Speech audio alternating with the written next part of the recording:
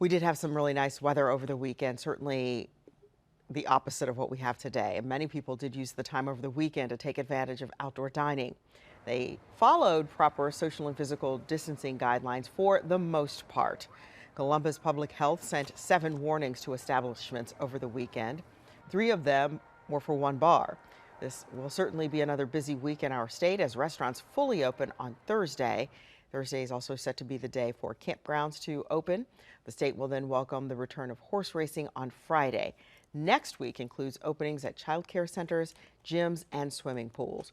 Ohio Department of Health Director Dr. Amy Acton continues to emphasize that as the state reopens, it is up to the public to be responsible about that return.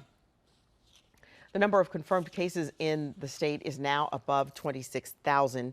You see the specific number on your screen, but between Saturday and Sunday, there were 2 new cases reported. That is the lowest number of new cases since we started tracking this for you back in March.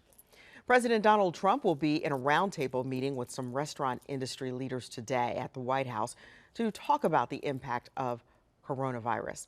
The discussion will also be a chance for them to share their concerns about the Paycheck Protection Program with the president. Johns Hopkins University reports that nationwide there are over 1.4 million confirmed cases of COVID-19, and around the world there are 4.7 million confirmed cases. Brazil now has the 4th highest number of COVID-19 diagnoses in the world, and it's reporting more than 241,000 cases and more than 16,000 deaths.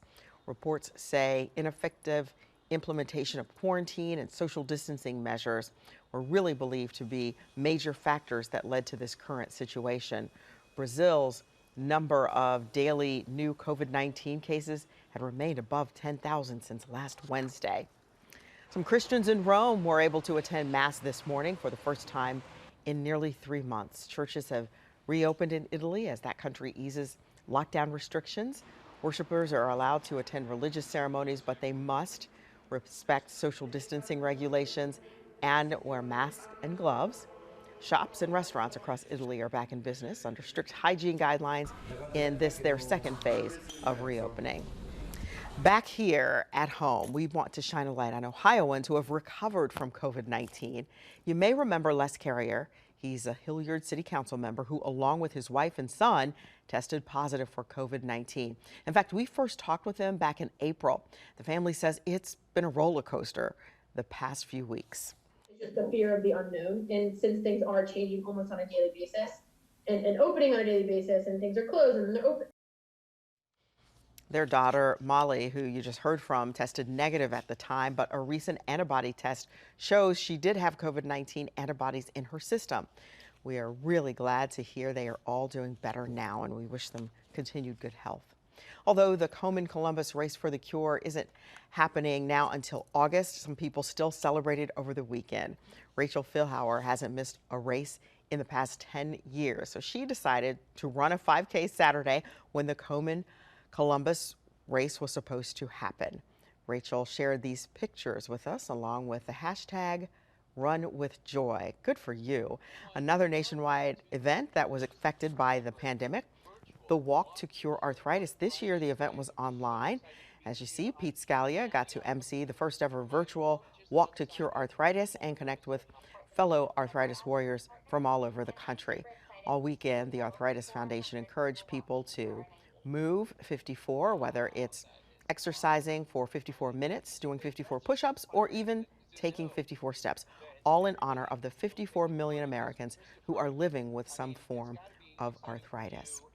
3 neighborhoods in Genoa Township got together for this special parade. I recognize that first young man there. These are all graduates of Olentangy Orange High School. Some are from DeSales, and they were escorted by first responders in an effort for that community to honor the graduating seniors. They drove or rode through the streets in cars. You see them all decorated with signs and balloons, and our neighbors there cheered them on. We really appreciate their support from the sidewalks and their front yards.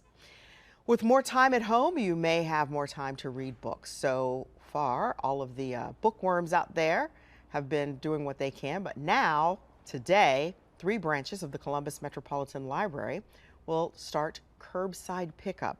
You can request books online or through the app and then pick up at the Gahanna, Hilliard, or Parsons Avenue branches.